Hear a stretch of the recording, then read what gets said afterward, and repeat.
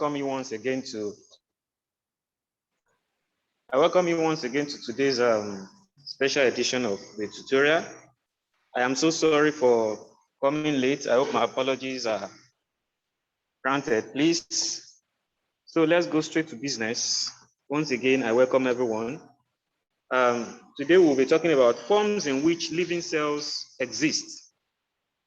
Just for the purpose of, if not for the purpose of technical abnormalities, I would have loved to show you some videos, and I would have loved to make it more interactive, but unfortunately,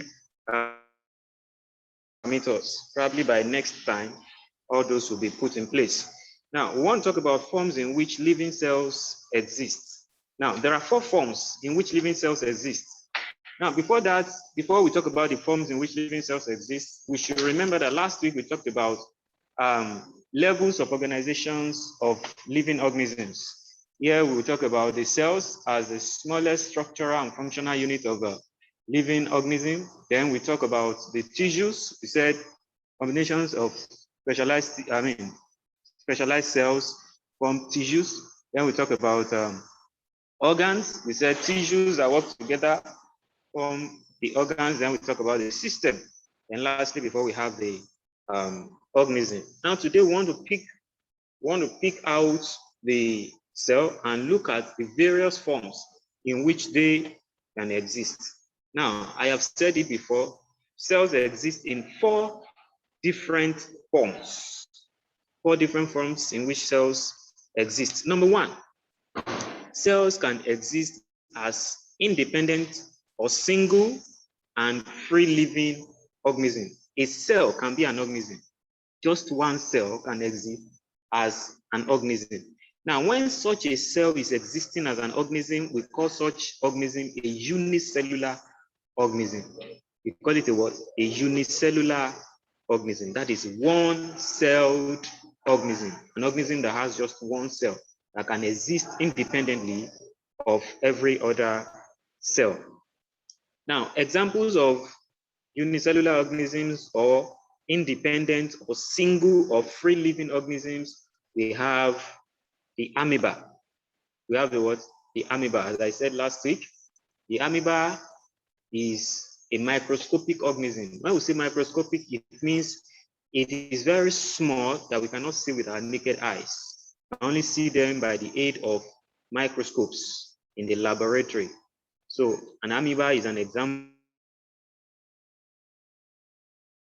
that a single cell is Paramecium.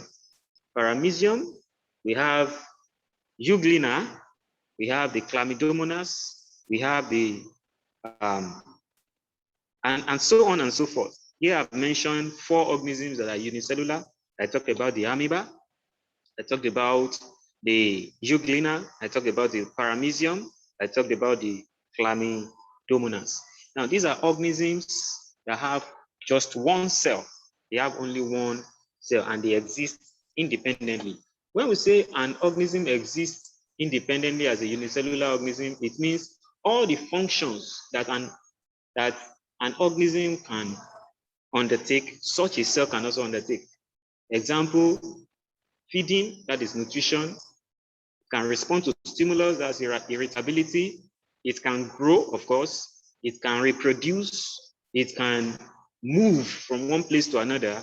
Despite the fact it's a cell, it can excrete, can remove waste, and it can ingest, take in food substances. So that is what we call a unicellular single-celled organism. So an organism that exists as a free living, independent, or single cell, they are called unicellular organisms. So we have organisms that can exist in that form. Another form in which cells can exist is in a colony. What do I call it? In a colony. So number 1, I have said as a free living, single, or independent organism. That is number 1. Number 2, we have as a colony. Cells can exist as a colony. Now, when we say a cell is existing as a colony, it means group of cells. Okay, group of cells. They come together and they live together, although they are still independent cells. They are not fused together. One can still exist independently, but they prefer to you know, to exist together, then we say they exist in a colony. And a typical example of cells that exist in colony is volvox. Is what? Volvox. We have other examples. We have the Pandorina, volvox, Pandorina, and we have the sponges. The sponges, they are organisms that exist as a colony of cells. Okay? Now, number 3, we talk about another form in which cells can exist. If you will remember vividly, I said cells exist in 4 different forms. Now, I have said, number 1, they exist as a single, free living, or independent organism. Number 2, I said they exist as a colony. Number 3, now another one is they exist as a filament. Cells can exist as a filament. A typical example of cells that exist as filament, we have the Spirogira. Of course, many of you would know Spirogira, it's just that you may not know that this is a Spirogira. Okay? You will have seen when water flows in a particular place for a long time, water is flowing through a particular spot for a long time. After some time, you will see that that place will become green and slippery. Becomes green and slippery. The organisms that are found there are not limited to, but basically they are Spirogira. So they are slippery and they are green in color. It shows that they are plants. They are photosynthetic organisms. So we have Spirogira. Now, another example is Oscillatoria.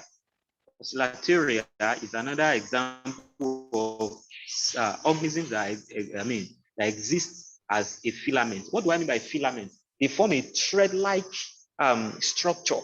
They form a thread-like structure. The thread will be so long, and the long thread will now be compartmentalized. That is, it will be segmented. Each segment will contain an individual cell.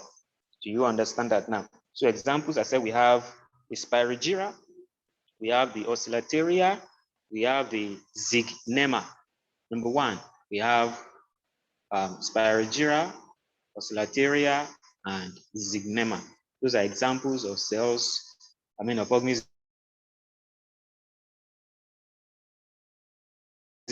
Then last of all, exists as part of a living organism.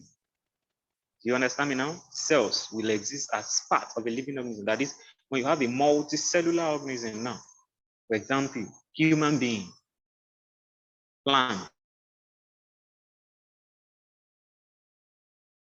birds, earthworm, even onions, they consist of cells. Although they are an organism, each of them is an organism, okay? Human being is an organism containing trillions of cells.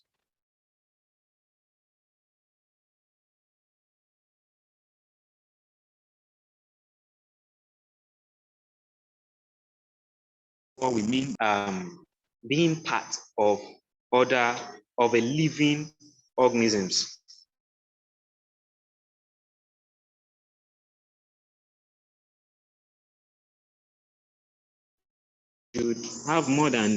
We should be able to talk more than this, but because of the time, we may not be able to go further.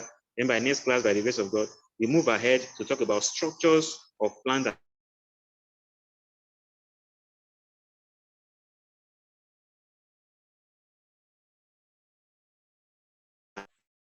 So do I have anybody who have question? If you have your question, you can ask your question.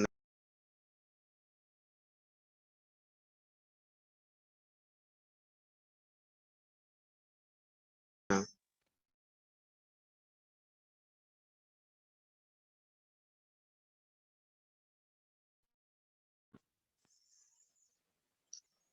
Yes, please ask your question.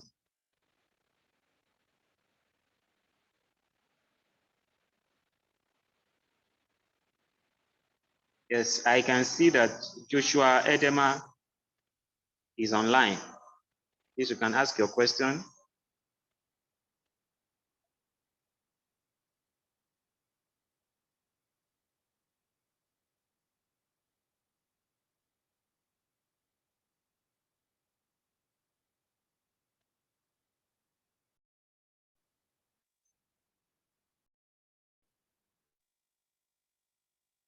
You can just unmute yourself and ask your question.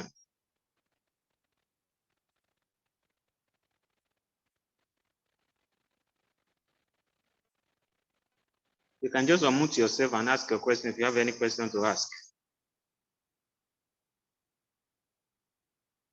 Okay, in the absence of any question, let me just quickly run through what we have discussed this evening. Number one, we discussed about the various forms in which cells exist. Then I said we have 4 different forms in which cells exist. Number one, we said cells can exist as single, independent, or free living organism. Then here we are talking about the amoeba. We talked about the Paramecium. We talked about the euglena, and we talked about the Chlamydomonas. Then number 2, I said cells can exist in colony. Here we talk about volvox, oscillateria, and we talked about, volvos, sponges, and Pandorina. Sorry, volvox, sponges, and Pandorina.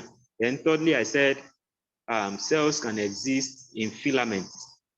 They can exist as a filament. And under this, we have examples of cells that exist as filaments. We have the Spirogira, the oscillateria, and the zygnema. And lastly, I said cells can exist as part of living organisms. Of course, we know examples of living organisms, for example, human being, plants, we have birds, we have earthworms, and we have onions, we have banana, and so on and so forth. So thank you for your time, and do have a wonderful evening. Thank you. Thank you once again. You're done with the class, right? Yes. Oh, okay. Oh, you treated forms of cell, right? Yes. Okay. Thank you so much. Any question? I don't think there's any question. Is there? Okay. Okay, the absence of any question, I think we can end the class and we see next class then. Okay. Thank you so much. Thank you. Okay.